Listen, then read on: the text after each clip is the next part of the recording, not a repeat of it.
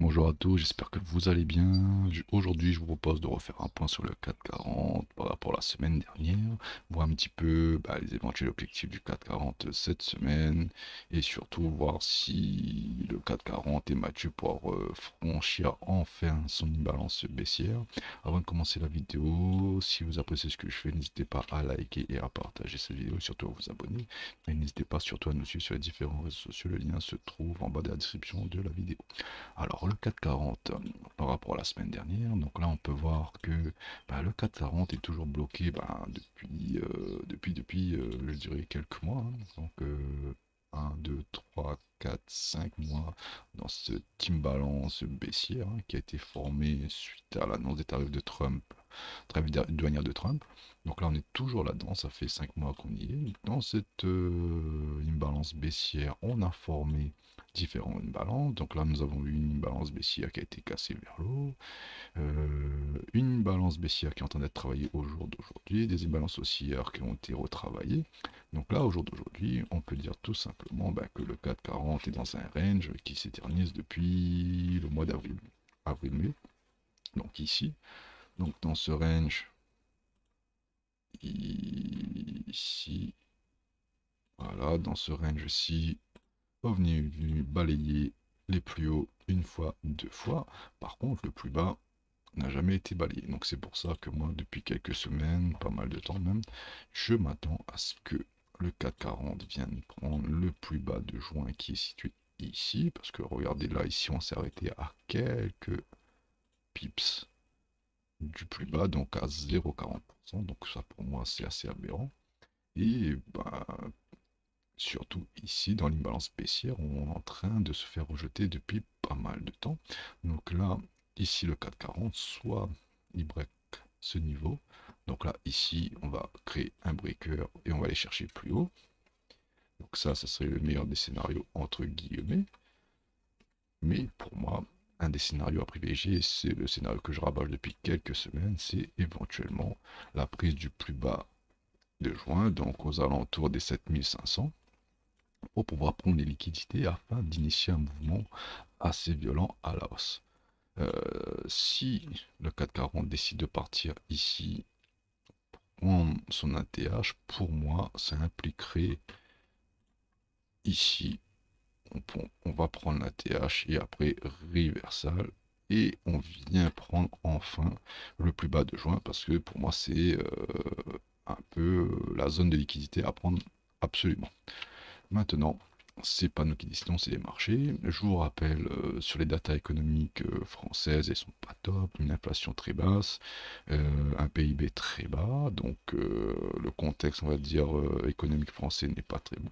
Mais par contre, ce qu'il ne faut pas oublier, c'est que la majorité des entreprises du 440 n'exercent pas en France. Donc là, on peut voir que depuis quelques semaines, le luxe, donc là, on peut voir, en fait, là, c'est la taille des entreprises par rapport à leur capitalisation boursière ici, mais on peut voir que depuis quelques semaines, nous avons le secteur du luxe qui s'est réveillé. On peut voir que LVMH a dû prendre entre 5-6%, Kering pareil, etc., etc. Donc là, on peut voir que les plus grosses capitalisations du CAC 40 sont en train de se réveiller et cela pourrait impliquer effectivement le mouvement dont je vous ai parlé juste après, une hausse pour éventuellement aller chercher un ATH sans pour autant passer par le plus bas de juin. Pour rappel, en France, nous avons eu pas mal de bad news ces dernières semaines, notamment la démission du Premier ministre, la dégradation de la France en A+, et tout ça, le prix restait ici. Donc là, Bayrou qui annonçait grosso modo sa démission, c'était ici, et depuis, le prix ne fait que travailler cette zone sans pour autant en faire plus. Si l'on passe en H4, on peut voir que dans cette imbalance, on a une imbalance baissière qui s'est formée, qui n'a pas été respectée, et une autre imbalance baissière qui est respectée. Voilà. Donc voilà, donc le prix ne fait que pour moi chercher la liquidité en haut, en bas, en haut, en bas. Donc à un moment donné, je m'attends à ce que cette trendline soit nettoyée ici et qu'on ait du jus pour venir récupérer le plus bas de juin. Donc là, c'est mon biais principal. Maintenant, les marchés peuvent me donner tort. Mais bon, ce qui m'étonnerait, c'est qu'on s'arrête à quelques points du plus bas de juin sans venir le prendre. Donc c'est ça un peu plus qui attire mon attention. Maintenant, si on veut faire un peu de day trading, quelles sont les zones intéressantes pour nous à surveiller? Bah déjà, hop, ici, on peut aller regarder un petit peu les plus bas weekly. Donc là, on a un plus bas weekly ici, qu'on peut noter. Si on repasse en 4 heures, on peut voir que bah, le plus bas weekly, il est ici, hein, tout simplement. Donc là, éventuellement, si on veut long, il faudrait surveiller ce niveau-là. Donc là, si le prix vient ici, et à prendre ça, et que ça réagit bien, donc là, ça serait peut-être un setup de long à prendre, avec éventuellement, hop, hop, ici, hop, hop, toc, toc, alors, hop, voilà, avec éventuellement un petit stop ici, et avec... On va chercher le plus haut de la semaine précédente, qui est ici, ici. Donc on va mettre ça d'une autre couleur, on va mettre ça en rose vif, donc éventuellement ça, et éventuellement ici. Donc voilà un petit setup qui peut être plutôt sympa si on veut jouer un peu cette continuité haussière, hein, enfin, sur les faibles unités de temps.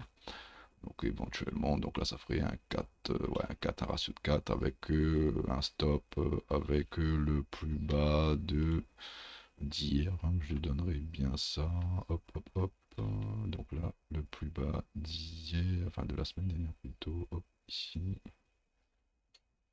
voilà avec un plus bas de la semaine dernière ici, avec un stop ici ou éventuellement un stop ici, mais si on met notre stop ici, le ratio gain-perte n'est plus très intéressant, on est plutôt à 2. Donc moi, je me placerai grosso modo ici, sur cette bougie-là, avec petite imbalance, ça serait pas mal. Donc voilà, donc en tout cas, si on défonce ce niveau-là, il est fort à parier qu'on va venir nettoyer le plus bas de juin. Donc voilà, donc si on va au-delà de ça, pour moi, on change complètement de tendance. À court terme, bien sûr. Donc voilà. Euh, Hop, ici et ici. J'enlève ça. Donc voilà, donc le 4,40 pour moi reste pareil, hein. On est toujours aussi hein, à très long terme, hein. Donc là, je vous remonte le canal ici. Donc là, on reste dans le canal comme il faut. Allez, hop, prolonger un petit peu. Donc voilà, donc pour moi, tant qu'on reste là-dedans, c'est bon. Si on sort de ce canal, très mauvais. Donc ça voudrait dire que le 4,40 serait prêt à nettoyer toute cette fractale. Bon, ça ferait énormément de mal. Mais par contre, si on garde ce canal, on pourrait aller chercher les objectifs que je vous ai donnés depuis quelques semaines, donc aux alentours, aller en moyenne les 8600 et en moyenne les 9000. Donc voilà, donc c'est pour moi toujours les objectifs à atteindre. Donc voilà, pas plus de choses à dire sur le 4,40, donc je vérifie juste les échelles de temps intermédiaires.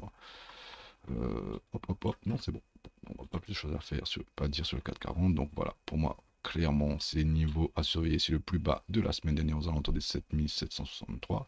Si ça réagit bien, éventuellement haussier, donc réalisation d'un breaker ici. Si on ne fait pas ça, rejet ici, on y balance weekly, bah, si à rejet, bah, plus bas du mois de juin, comme je vous l'ai expliqué depuis quelques semaines, plus bas du mois de juin, slash, plus bas du canal, slash, zone de rechargement de long. Donc voilà, pas plus de choses à dire sur le 4,40, j'espère que cela vous a plu, n'hésitez pas à liker et surtout à vous abonner, et je vous souhaite une excellente semaine de trading, à la semaine prochaine, ciao bye.